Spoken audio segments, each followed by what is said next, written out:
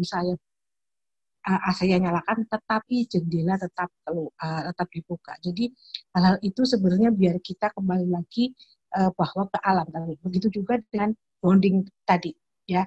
Jadi apabila dilakukan selama 1 bulan secara rutin, dapat meningkatkan kesehatan fisik dan energi kita.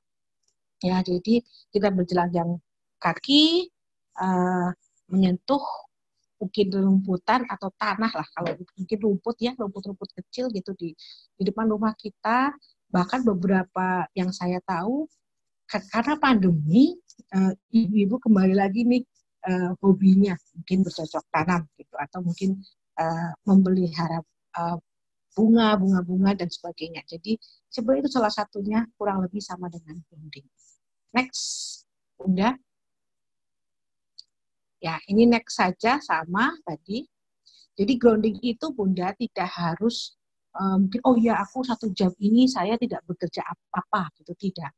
Jadi bahkan Bunda sambil Bu Uni saya kan harus jemur baju, Bu Uni saya kan harus ini. Jadi dengan menjemur baju, tetapi bedanya kalau kita menjemur baju kan kita fokus ke bajunya, atau mungkin kita sambil ngomel bahwa kenapa sih bajunya tidak selesai, kenapa sih aku tidak ada yang membantu gitu. Bedanya kalau grounding adalah setelah kita melepaskan alas kaki kita, tapi kita juga mengamati sekitar. Itulah namanya stabilisasi emosi. Jadi kita seperti memfokuskan diri kita, atau kalau kita tune in, atau jadi seperti kita mengada di saat itu. Ketika kita menjemur pakaian pun kita mengamati sekitar kita. Udaranya seperti apa saja yang kita lihat ketika kita berjemur, mungkin ada bunga yang sedang mekar, tetapi kita fokus terhadap grounding tadi. Misalnya yang pertama, kalau di sini kunjungi alam terbuka, tempat tinggal, kantor, dan sebagainya, bisa dilakukan. Tidak harus ke katakanlah ke wisata alam, tidak seperti itu. Latihan dengan berjalannya kaki, lepaskan alas kaki Anda yang digunakan. Mengamati nafas, jadi jangan kalau biasanya kita menjemur pakaian mungkin ngos-ngosan dan sebagainya, grounding ini atur nafas kita, tarik nafas dari hidung, keluar lewat mulut dan sebagainya. 2-3 kali sudah tenang, baru Bunda yang amati yang ada di sekitar Bunda. Sebutkan dan amati dan sebutkan kelima benda tadi apa saja, bagaimana warnanya dan sebagainya. Sampai ada amati bentuknya, amati kalau mungkin ada yang disentuh, bisa nyentuh, katakanlah sentuhlah benda itu sampai kalau misalnya dia bisa ada suara yang Anda dengar dan sebagainya. Jadi kita memfokuskan satu benda misalnya. Grounding ini salah satunya juga karena masih rumpun stabilisasi emosi Bunda. Jadi misalnya kita makan, selama ini kita makan yang di samping kita apa? Biasanya handphone. Jadi bahkan minuman yang sudah pernah kita minum, kalau untuk stabilisasi emosi, jadi dia harus merasa minum tadi minuman yang baru pernah dia minum.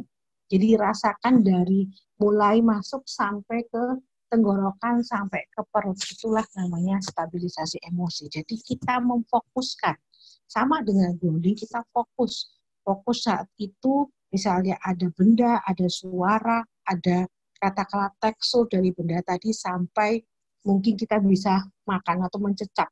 Jadi menerap dari makanan tadi. Jadi berlatih grounding tadi bisa dilakukan oleh kita semua. Oke, next saja Bunda. Yang kedua selain grounding tadi, sebenarnya metode relaksasi dalam. Bunda sebenarnya selama ini sudah sering mungkin kalau kita orang Islam mungkin zikir dan sebagainya. Kalau relaksasi Bu, relaksasi meditasi itu kan mungkin dari luar lah gitu.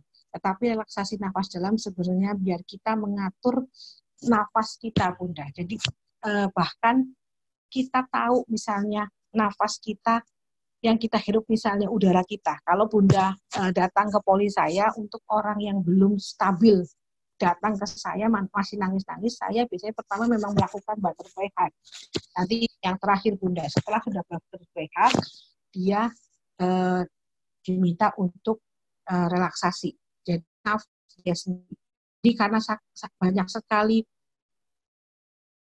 tetapi saya fokuskan yang biar Bunda bisa melakukan di rumah.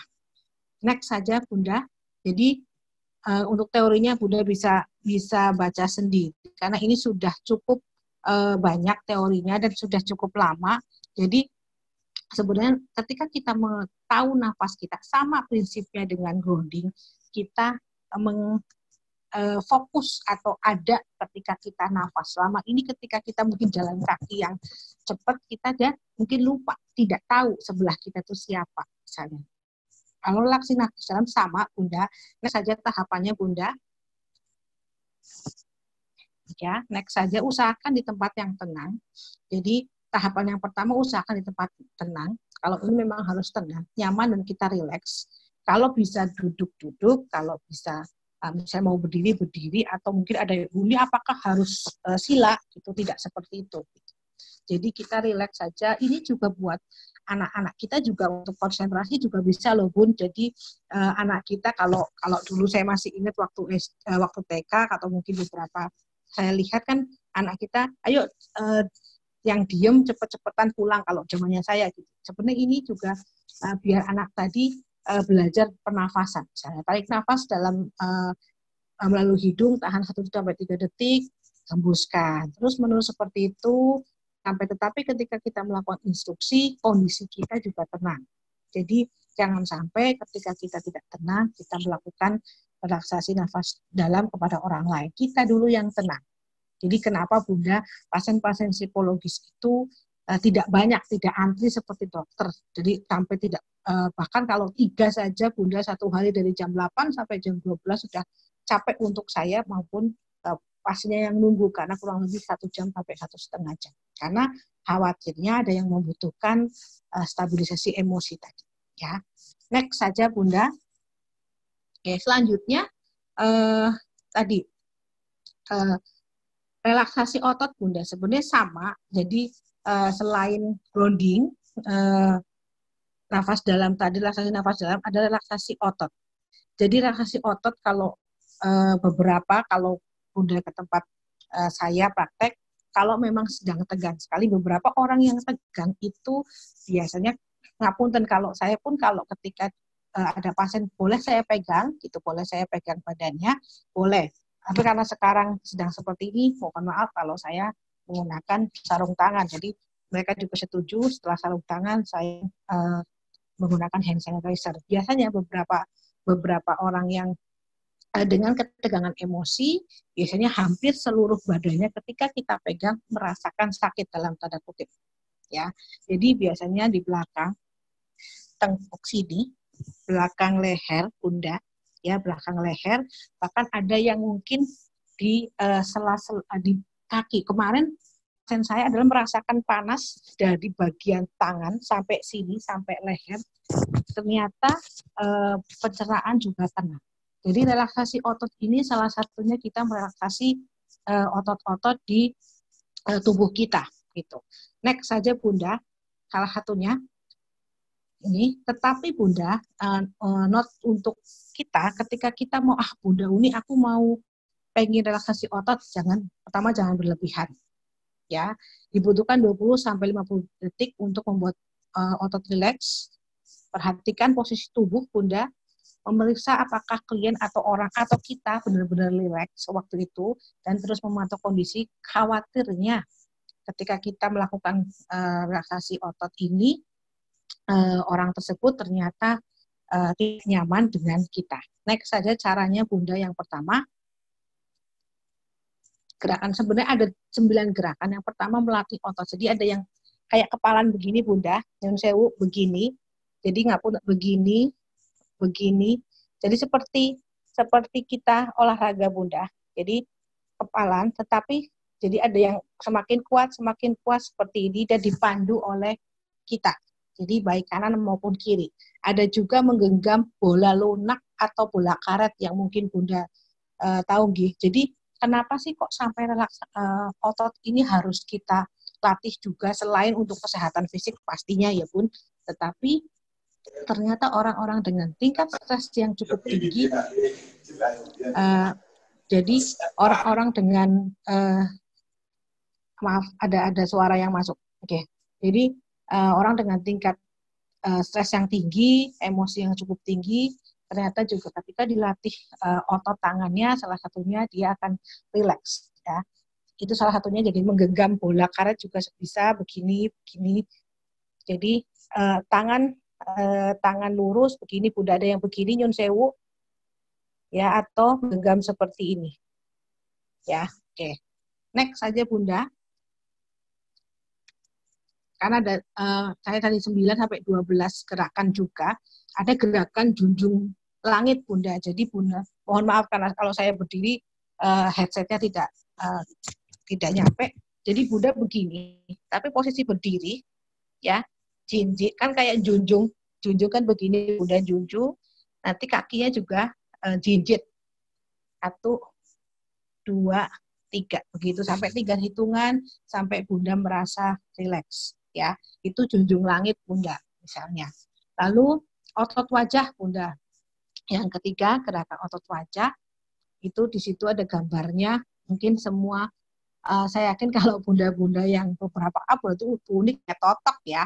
Bunda kalau salah satunya itu, kalau Bunda mungkin Bunda aku sih sering totok gitu di salon gitu misalnya. Ya, tetapi selama ini kalau kita totok wajah boleh Bunda, itu salah satunya.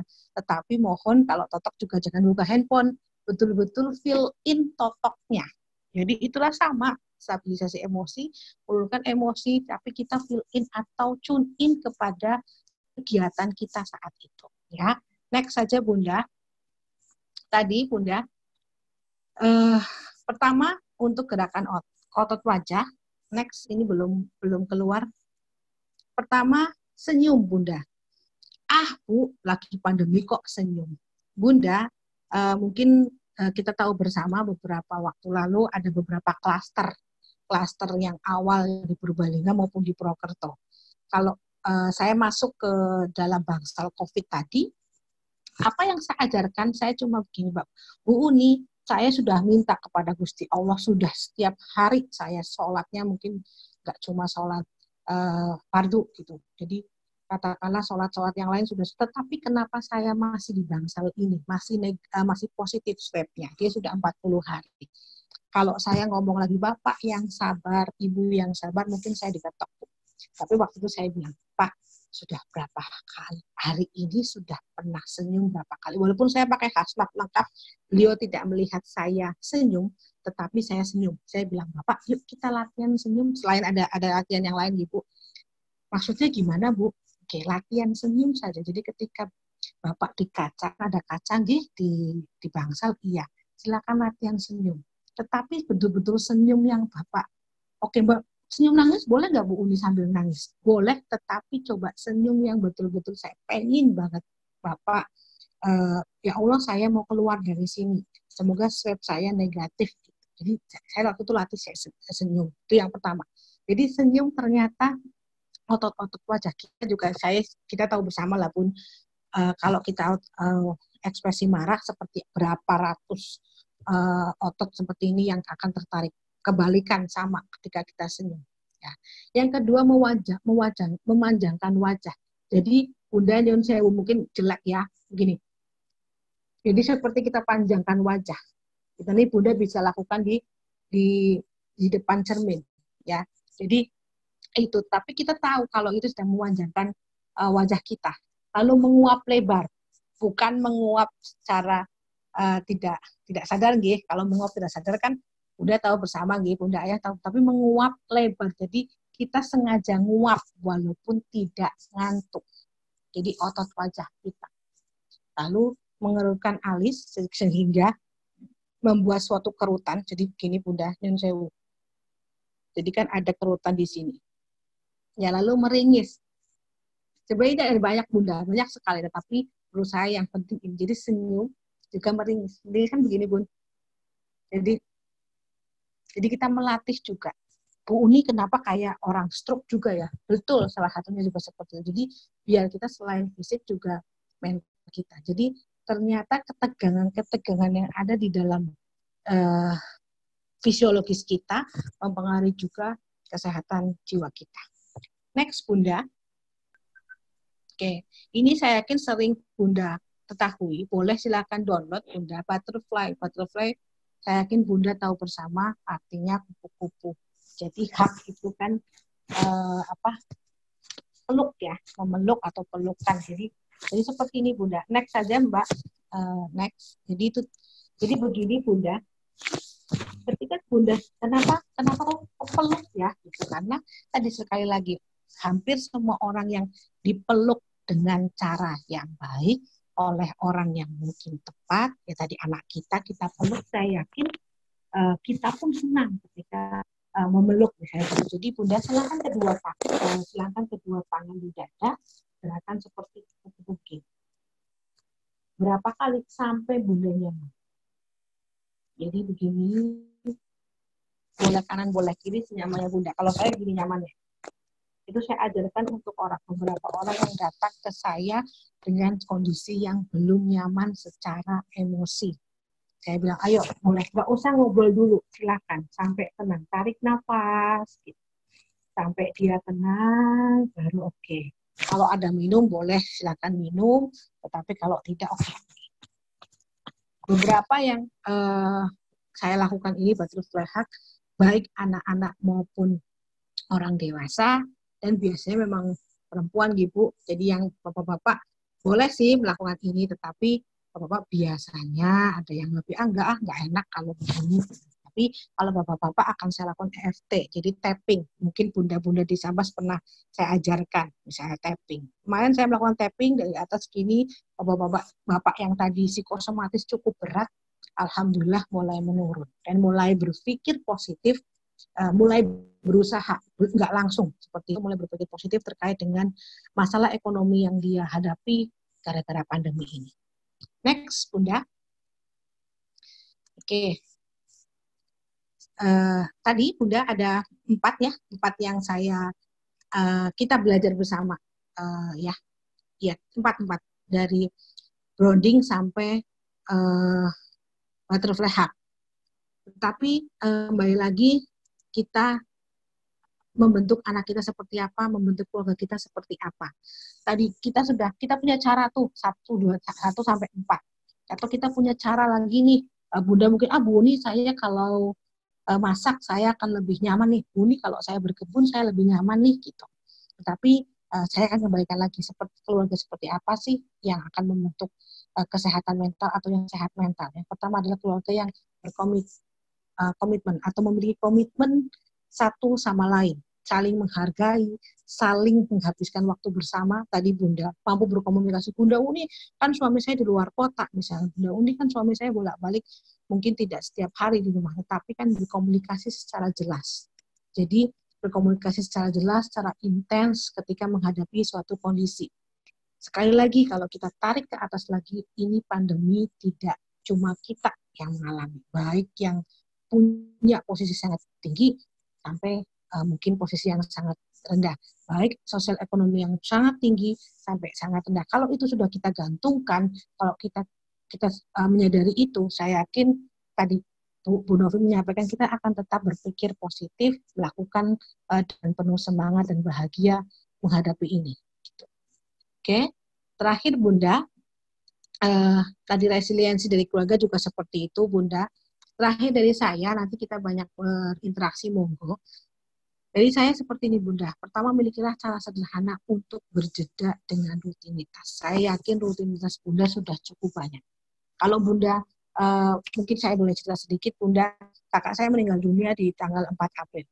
Jadi waktu itu baru COVID di awal-awal, kami tetap bolak-balik karena kakak saya di 2 minggu dirawat di salah satu rumah sakit di sini. Jadi sangat tensi kita sangat tinggi waktu itu kondisinya, tetapi ternyata setelah kita menyadari setelah 3 minggu, oh ya, gitu. Jadi tetap saya pun dari rumah sakit ke rumah sakit, tetapi protokol digunakan, lalu saya berjeda, oke, saya harus fokus nih, apa nih, kepada kakak saya dulu misalnya, karena tadi takdir Gusti Allah kakak saya meninggal dunia, tapi yang pertama saya dan keluarga saya dan adik-adik saya pun memiliki cara sederhana untuk berjeda dengan rutinitas. Jadi sesekali kami berkunjung, memang saling berkunjung, tapi waktu itu kami tidak mampir kemanapun selain hanya ke rumah orang tua saya. Jadi waktu itu, jadi kita saling berkunjung. Ada beberapa keluarga yang tidak boleh dikunjungi, kita pun tidak apa-apa. Jadi hanya dua keluarga, saya dan keluarga orang tua saya tadi bolak-balik untuk sekedar nginep terus makan bersama. Tetapi tidak pernah, karena kami menggunakan mobil, tidak pernah keluar dari mobil, uh, tidak pernah mampir-mampir untuk membelikan sesuatu. Jadi salah satunya itu Bunda. Tetapi untuk Bunda, paling tidak Bunda bisa berjeda dengan rutinitas. Apa sih maksudnya? Tadi bisa grounding, bisa Bunda minta waktu nih, kalau Bunda yang pinter yoga, lakukan. Itu juga salah satu Bunda. Jadi ada yoga sederhana yang saya lakukan gitu Bunda. Itu sebenarnya untuk yoga anak-anak gitu, tetapi saya lakukan untuk saya dan anak-anak saya gitu. Jadi saya lakukan itu. Jadi dari yang sederhana saja karena saya tidak pinter yoga, itu yang pertama. Yang kedua, ketika kita mulai down dengan situasi ini, kembalikan ke komitmen awal sebagai pribadi kita. Sebagai pribadi kita, berarti kita punya tugas secara agama, secara sosial, secara negara, dan sebagainya. Kembalikan komitmen awal sebagai suami, sebagai istri, dan sebagai satu kesatuan keluarga. Jadi kembalikan ke komitmen awal. Oh ya, oke, kita mau membangun ini nih. Kita sedang menghadapi ini. Jadi keluarga pun, anak-anak pun diminta untuk sama-sama mungkin stabilisasi emosi bersama. Walaupun tidak mudah mungkin Bunda, penuh tantangannya, tetapi juga jangan menyerah. Yang ketiga Bunda, tingkatkan bonding dengan anggota keluarga tadi. Masing-masing anggota yang tadinya mungkin tidak pernah bertemu di siang hari, akhirnya bertemu. Dari yang saya yakin awal-awal, aduh kok anakku begini ya. Banyak Bunda yang ternyata beberapa anak yang di sekolah ya baru tahu kalau di rumah tuh aktif sekali. Bahkan ada yang, ya ampun bunda-bunda di sekolah luar biasa sabarnya ya, baru tahu anak saya sangat aktif gitu. Jadi seperti itu. Jadi bonding-bonding yang seperti itu yang saya yakin banyak tantangannya, tapi sekali lagi kita gantungkan bahwa seluruh dunia mengalami ini. Lalu yang keempat, efikasi diri, yaitu merasa yakin dan mampu melewati tantangan ini. Jadi itu yang menurut saya modal utama juga untuk kita, bahwa kita yakin kita bisa menghadapi ini. Katakanlah tadi kita sudah kok nggak sangka ya 6 bulan. Saya 7 bulan belum ketemu mertua saya Bunda. Jadi karena mertua saya sudah cukup sepuh gitu, jadi saya khawatir. Saya pun sudah 3 kali rapid, alhamdulillah negatif, tetapi belum berani untuk ke sana. Baru suami saya yang ke sana dengan protokol rapid bolak-balik seperti itu. Jadi karena itulah, tapi kita yakin kita bisa melewati tantangan ini. Yang kelima tadi Bunda, yang terakhir juga yang perlu kita miliki juga, tetap terkoneksi, reaching out. Jadi ketika memerlukan bantuan, tidak ragu-ragu, tidak segan-segan. Mungkin Bunda Uni, masalah saya adalah anak-anak saya nih, misalnya kok tugasnya berjibun dan sebagainya. Saya yakin sekali guru juga memahami ini. Misalnya Bun, kok saya tadi Bunda yang di Malaysia, Bunda Ayas, saya bisanya cuma malam Bunda, jadi mohon maaf ya, mungkin hafalannya besok pagi baru di send ke sana gitu. Saya yakin itu banyak pemakluman Bunda, katakanlah seperti itu. Jadi bahkan istilahnya yang ujian nasional aja akhirnya seperti itu, apalagi mungkin anak-anak kita yang masih pendidikan anak usia dini. Jadi sekali lagi kalau kita mengenali anggota keluarga kita tahu komitmen awal dari keluarga kita, saya yakin kita tidak menuntut terlalu tinggi kondisinya sempurna saat ini. Seperti itu Bunda, mohon maaf bila ada kesalahan. Saya kembalikan ke moderator dulu untuk nanti ada tanya jawab. Silakan. Terima kasih.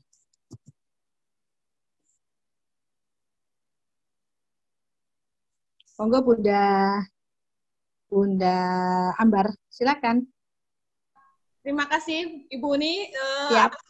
Tadi materinya tadi sudah disampaikan bagaimana caranya, metode-metode yang bisa kita gunakan untuk agar emosi kita tetap stabil ya. Ada tadi beberapa metode relaksasi wajah, otot, dan segala macam. Bisa kita praktekkan ya Bunda, agar emosi kita tetap stabil, sehingga kita lebih mudah ketika menghadapi segala permasalahan itu kita emosi kita dalam keadaan yang stabil.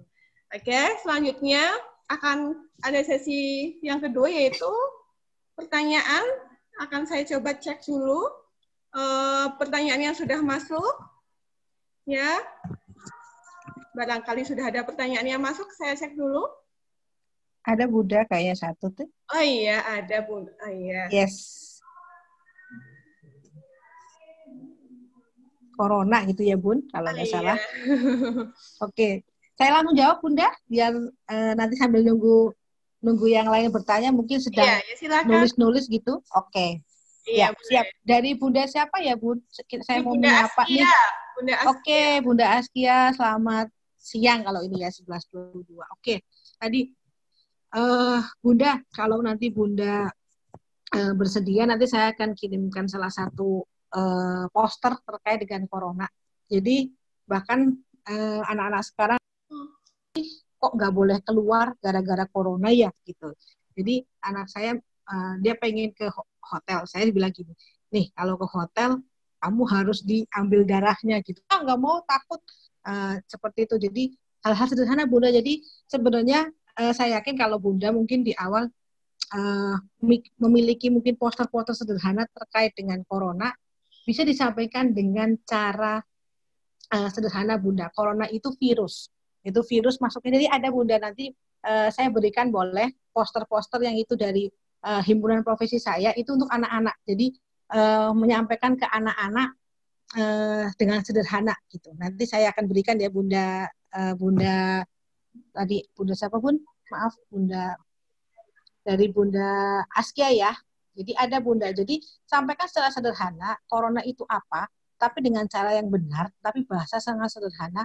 Bahkan ada gambar-gambarnya Bunda juga bisa browsing juga ada gitu di terkait dengan corona. Waktu itu memang saya print, khawatirnya ada pasien memang ada pasien yang waktu itu di bangsal COVID, dia diisolasi selama kurang lebih 30 hari. Tapi karena dia sudah tahu itu corona apa. Jadi tapi saya sudah punya posternya. Nanti insya Allah saya berikan untuk Bunda Askia. Oke. Yeah. Silakan Bunda. Selanjutnya Bunda, Bu Uni ada pertanyaan ini Bun. Yes. Ya, ini ada yang menanyakan bagaimana caranya mengatasi mood anak yang kadang naik turun. Mungkin ini kadang ya, mood anak yang naik turun seringkali memicu emosi orang tua. Nah, ini.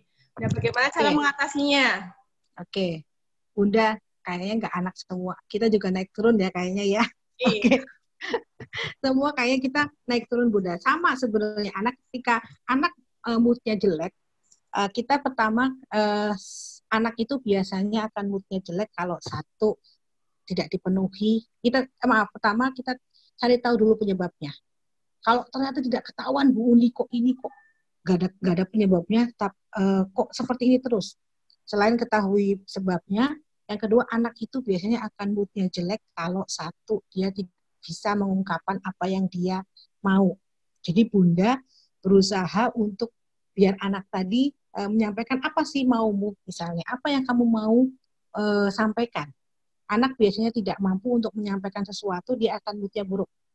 Lalu yang kedua dia menginginkan sesuatu biasanya, ya jadi akhirnya moodnya bundanya bukan Bunda marah nih segala macam gitu, atau biasanya sakit atau mungkin secara fisik. Jadi kalau Bunda ketahui itu semua, Bunda akan tahu kemana arah moodnya tadi. Jadi apalagi anak usia misalnya usia dini ini Bun, moodnya itu buruk, tetapi gini naik turunnya cepat banget nih Bun. Jadi anak itu mudah untuk marah, tapi juga mudah untuk sedih, mudah untuk bahagia dalam waktu yang relatif lebih singkat dibanding manusia orang dewasa. Seperti itu Bunda. Jadi kenali dulu emosinya, lalu lakukan kegiatan yang sederhana untuk katakanlah untuk mengalihkan si anak tadi emosinya. Oke. Mangga Bunda. Yang lain silakan. Ya, ada pertanyaan yang lain nih Bu Umi. Yes. Ini tadi terkait kan tadi sudah ada kuesioner ya Bu. Yes. Barangkali kalau misalkan ada 8 pertanyaan dengan jawaban ya, apakah yang harus dilakukan untuk penanganan awalnya? Oke, pertama tadi mungkin di awal belum disampaikan Gibun, oleh Bunda Ambar bahwa 30 hari eh, belakangan ini. Jangan karena saya nggak mood nih waktu 3 bulan yang lalu, jangan. Jadi 30 Bunda ketika, aduh Bu Uni saya kok yanya 8 ya atau 9 gitu. Pertama biasanya memang kalau itu biasanya dilakukan oleh profesional, si profesional akan probing atau menanyakan kembali kapan, apa yang dirasakan dan sebagainya. Tapi Bunda Uni aku masih malu lah kalau ke profesional gitu.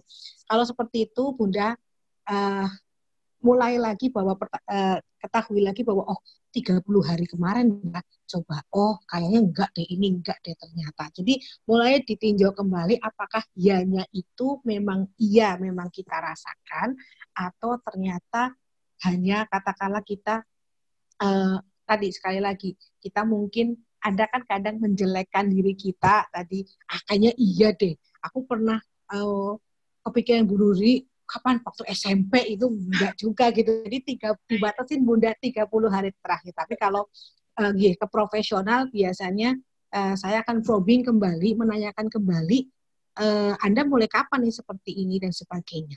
Itu Bunda Ambar. Oh iya, berarti harus ditinjau kembali ya dalam Bunda. Lagi betul. Betul apa yang kita rasakan itu selama memang benar-benar selama 30 hari ke belakang ya Bun. Yes, ya. Ya, kemudian ini ada pertanyaan lagi nih, Bun. Yeah. Bentar, nah ya. Ada pertanyaan lagi? Iya, ada yang bertanya lagi nih, Bun. Bagaimana ya caranya mengatur emosi orang tua yang kadang dituntut oleh sekolah begitu, dituntut oleh sekolah untuk ini loh segera menyetorkan kegiatannya atau ayo loh setoran hafalan begitu. Tapi kondisi anak itu sedang tidak mau, sedangkan kita dituntut oleh sekolah. Nah, bagaimana cara mengatasi emosi tersebut? Oke, ya Bunda. Tadi saya sudah nulis catatan kecil-kecil di sini sebenarnya. Yang pertama Bunda, itu menurut saya nggak cuma di Sambas ya, jadi di mana-mana seperti itu semua gitu. Jadi pertama saya karena kebetulan mungkin ada yang baru ya Bunda, ada anak yang baru sekolah di ini ya, baru masuk ya Bunda Ambar ya. Jadi mungkin beberapa guru mungkin belum mengenali karakter anak. Yang pertama kalau untuk orang tua Bu Uni kok kayaknya dituntut banget ya seperti itu. Pertama saya yakin yang utama kita harus mengenali kelebihan dan kekurangan anak-anak kita, atau mungkin bukan kekurangan lah, hal apa sih yang mungkin menjadi tantangan untuk perkembangan anak kita. Itu pertama kenali dulu Bunda. Lalu yang kedua kenali target belajar. Jadi saya yakin karena komunikasi sekarang cukup mudah, ketika misalnya Bunda pun ini si siapa kalau anak saya Kevin tidak mood nih, Bunda kan bisa mungkin memvideo atau segala macam. Saya yakin Bunda di sekolah juga targetnya saat ini menurut saya cukup lemes lah, bukan yang itu ya Bunda. Jadi bukan yang harus langsung seperti itu, tetapi karena anak kadang tidak nyaman untuk di video ya. Jadi kadang anak tidak nyaman di video, kadang mungkin beberapa kali saya tidak video tapi voice note. Jadi dia tidak tahu kalau saya sedang rekam, misalnya seperti itu. Jadi kenali target belajar juga.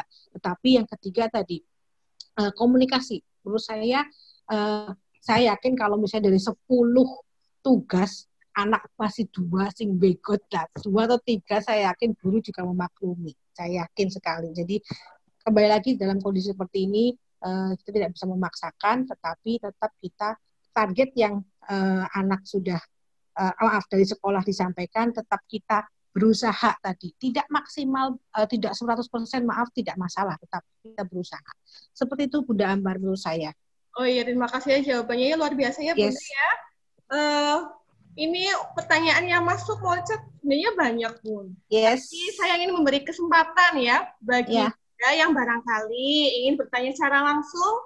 Silakan Bunda boleh tekan tombol raise hand atau angkat tangannya melalui video ya, agar kami dapat melihat, sehingga Bunda dapat bertanya secara langsung kepada narasumber ya. Saya beri kesempatan, barangkali ada yang mau bertanya, boleh angkat tangannya melalui video, atau tekan tombol raise hand. Ya, saya lihat dulu apakah ada.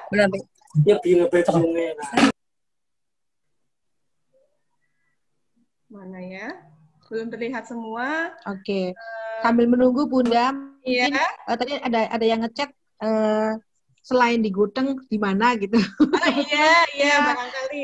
Bunda mungkin tadi saya lupa di awal, jadi Bunda mungkin bedakan antara psikolog dan psikiater ya Bunda. Kebetulan di rumah sakit kami sudah ada dua-duanya.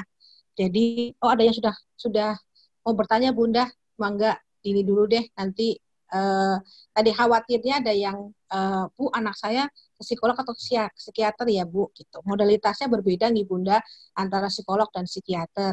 Modalitas untuk terapinya kalau saya dengan konseling, dengan psikoterapi, mungkin beberapa tadi relaksasi dan sebagainya. Untuk modalitas di psikiater, modalitas pengobatannya adalah dengan obat-obatan. Itu Bunda informasi tambahan dari saya. Monggo untuk pertanyaan lagi. Yeah. Ya, terima kasih.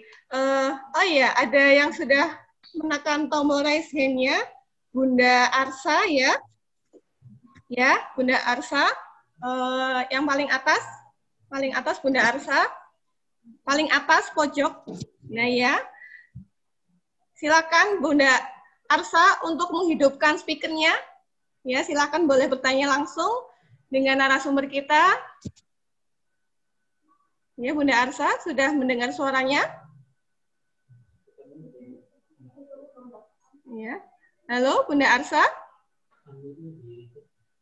Mohon untuk ditekan tombol unmute-nya. Ya, silakan Bunda Arsa. Ditekan tombol unmute-nya.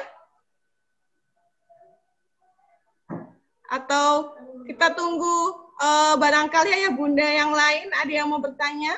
Boleh lambaikan tangan pada video sehingga kami dapat melihat siapa yang mau bertanya. Ya, dilihat lagi. Ini Bunda Arsa, mohon untuk mengunmute-kan speaker di aplikasi Zoom yang sedang digunakan. Apakah ada? Oh iya ada. Ya ada. Ya kepada ayah siapa ini? Boleh berkenalan ayah dengan ayah siapa? Assalamualaikum warahmatullahi wabarakatuh.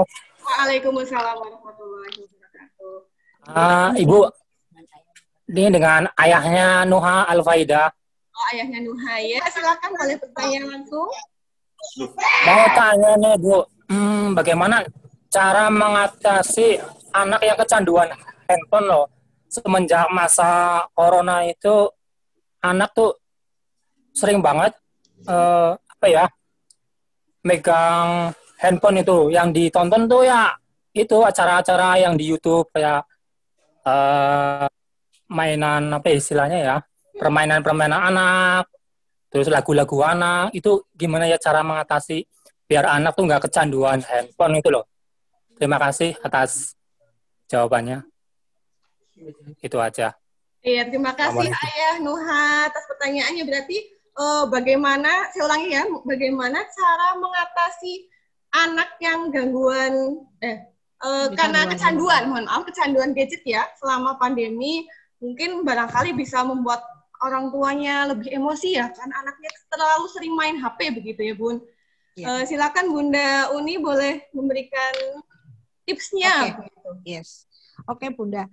Pertama tadi mungkin kata kecanduan tadi ya Bun. Kalau kata kecanduan itu kesannya semua kan pasti sudah ada kriterianya ya Bun, kecanduan dan sebagainya.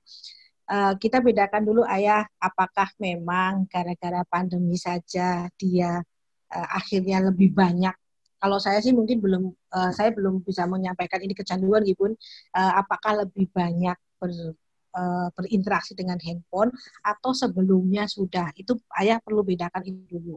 Kalau Budi iya sih sebelum pandemi juga seperti itu. Misalnya ada beberapa orang tua yang waktu sebelum pandemi, kita batasi sebelum pandemi misalnya, dia hanya memiliki satu handphone untuk dirinya dan untuk anak-anaknya misalnya. Dua orang tua berarti dua handphone yang anaknya meminjam. Itu katakanlah ada yang memegang teguh seperti itu sampai akhirnya buyar lagi gara-gara pandemi. Waktu itu Bunda Uni bisa. Ini bedakan ya. Bisa nih mengatasinya. Jadi kalau saya pulang, saya berikan misalnya, baru saya berikan. Tetapi kalau tadi ayah misalnya ternyata setelah pandemi, Dulunya nggak begitu, Bu Uni. Dulunya tidak seperti itu, kok sekarang semakin gitu. Karena saya yakin perilaku yang berulang kan jadi kebiasaan tadi. Apakah memang kebiasaan ketika pandemi tadi atau sebelumnya dia sudah kenal dengan handphone? Itu dibedakan lagi. Apalagi setelah pandemi, aduh ibu bekerja, ya sudah dibelikan satu handphone lagi. Otomatis si anak yang belum punya pengendalian diri, dia akan tetap menggunakan ini, apalagi tidak ada mungkin pengawasan. Kalau yang tadi misalnya yang awal akan lebih mudah karena dia mungkin baru tahu dan tetap dibatasi. Memang ayah bunda tetap harus ada pengawasan. Jadi ketika si anak tadi, Bu ini bahkan ya Bu, kalau secara umum, secara teorinya itu anak tuh sebenarnya 30 menit sampai 1 jam. 1 hari sebenarnya, awalnya sebelum pandemi. Sekarang Bu ini 1 hari, 1 jam, 1 hari bisa sampai 6 jam misalnya, atau turut-turut karena memang harus melakukan kegiatan. Bedakan lagi ayah. Jadi apakah tadi, kalau ayah sampaikan tadi kan, kok jadi anak saya sering nonton YouTube yang memang bukan karena target sekolah tadi.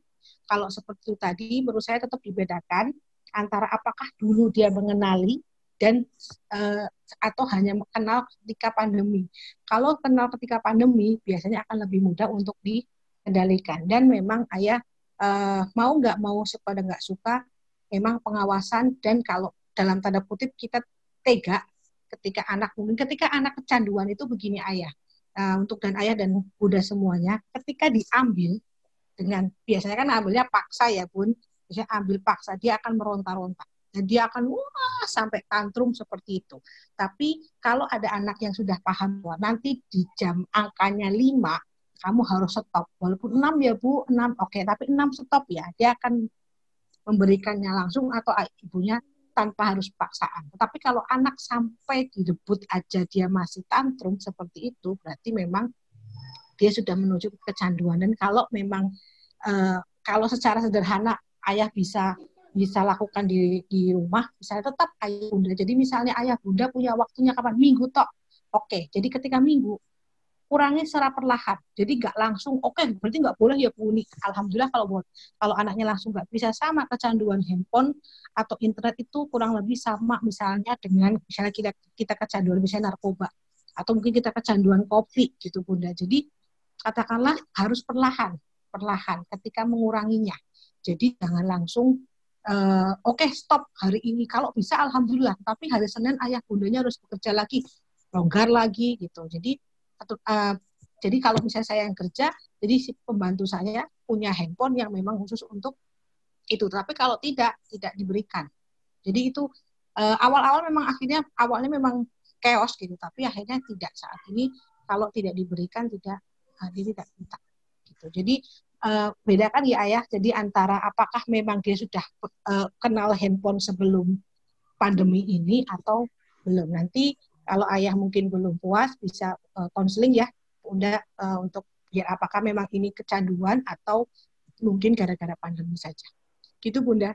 Iya, terima kasih Bu Uni. Yes. Gitu ya Nuha, mungkin untuk sementara dibedakan dulu apakah anak benar-benar kecanduan dengan beberapa indikator yang seperti tadi ya, atau anak hanya ya senang bermain HP begitu ya Bun. Terus untuk selanjutnya saya berikan satu lagi kesempatan kepada ayah atau bunda untuk bertanya secara langsung.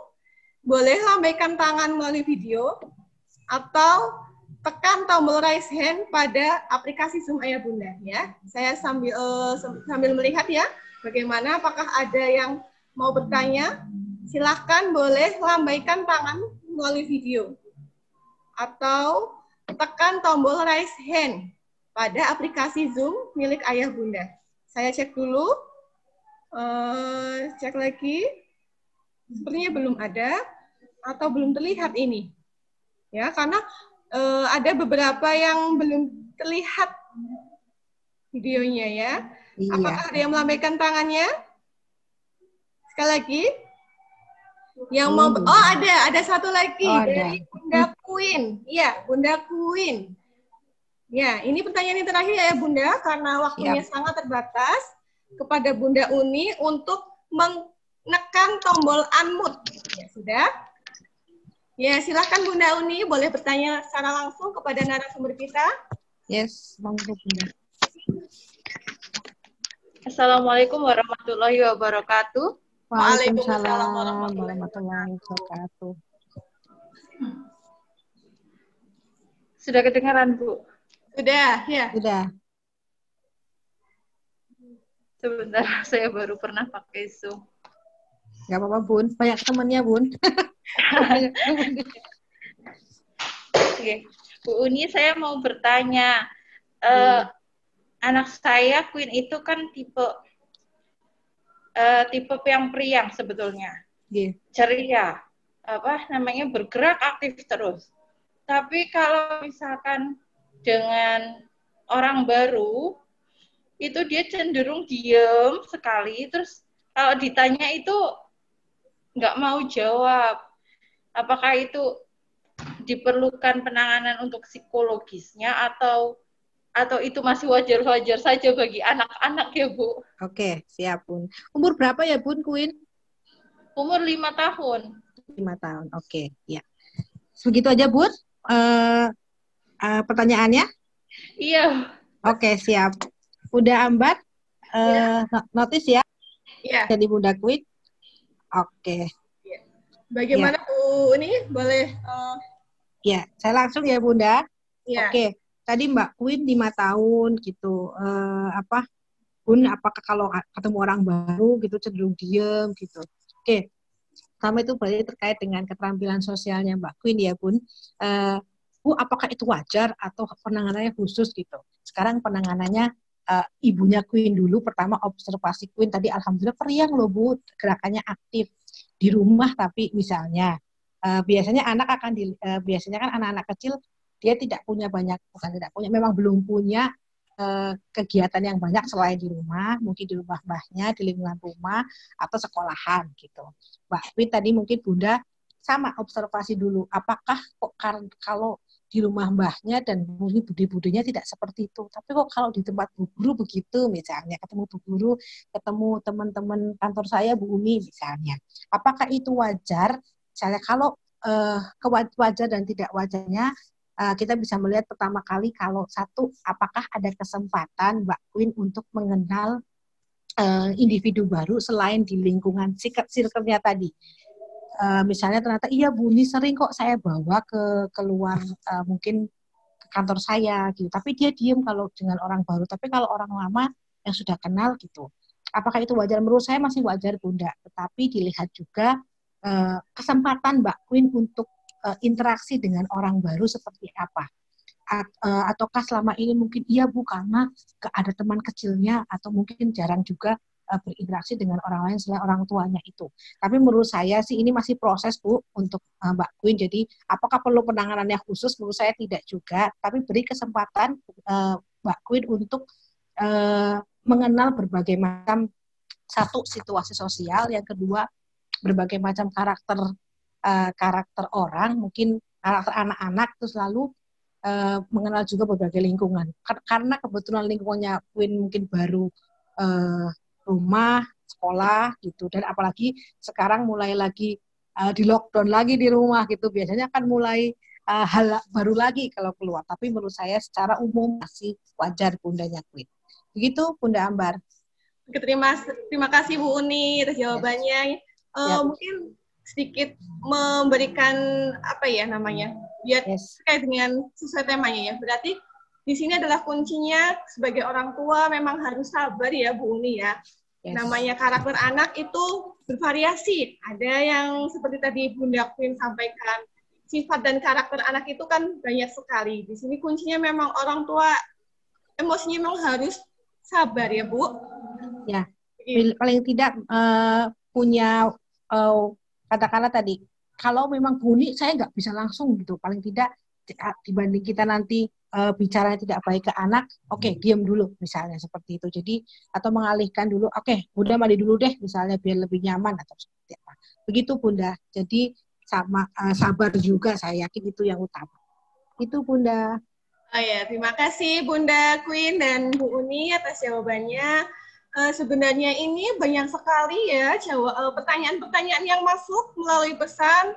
Tapi karena keterbatasan waktu kami, mohon maaf untuk sementara pertanyaan-pertanyaan yang belum terjawabkan akan tetap kami tampung, nanti akan tetap dibahas pada pertemuan selanjutnya, karena setelah kegiatan parenting ini akan ada kegiatan-kegiatan lain ya tentunya yang lebih menarik, yang lebih mendalam, membahas materinya lebih mendalam, dan pertanyaan-pertanyaan tersebut akan kami tampung dulu ya Ayah Bunda. Ya, insya Allah akan dibahas pada pertemuan selanjutnya. Ya, Ayah Bunda sekalian, demikianlah acara diskusi pada kegiatan parenting hari ini tentang stabilisasi emosi orang tua dalam menghadapi pandemi. Ya, terima kasih kepada orang tua, kepada Ayah Bunda yang sudah bergabung, dan terima kasih sekali atas respon orang tua Ayah Bunda yang sangat positif, ya, dibuktikan dengan banyaknya pertanyaan yang masuk. Sebelum saya menutup sesi ini, saya akan mencoba memberikan kesimpulan ya dari keseluruhan kegiatan parenting kali ini ya.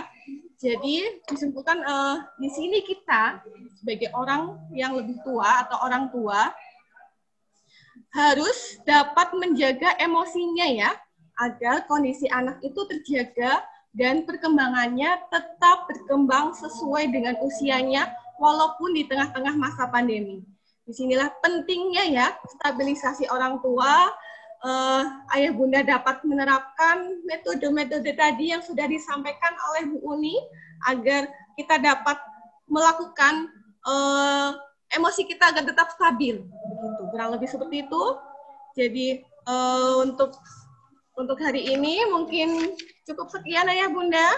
Sebelum kita tutup, saya mengucapkan terima kasih kepada Ibu Uni yang sudah memberikan banyak materinya, yang sudah berbagi ilmunya kepada kami semua. Dan saya sekali lagi ucapkan terima kasih kepada Ayah Bunda atas partisipasinya dalam kegiatan parenting kali ini.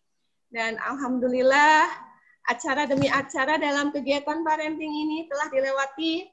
Dan saya selaku moderator, mohon maaf sekali apabila kami dalam memberikan dalam bertutur kata masih banyak salahnya, kami mohon maaf. Dan akhirnya saya, Bu Ambar, undur diri dan kita akan bertemu kembali pada kegiatan-kegiatan lain di kesempatan yang lain pula. Demikian dari saya tutup ya. Terima kasih Bu Uni sekali lagi. Terima kasih. Sama Bunda semuanya. Terima kasih. Ya, terima kasih ya Bunda yang lain ya. Demikian dari saya tutup. Wassalamualaikum warahmatullahi wabarakatuh.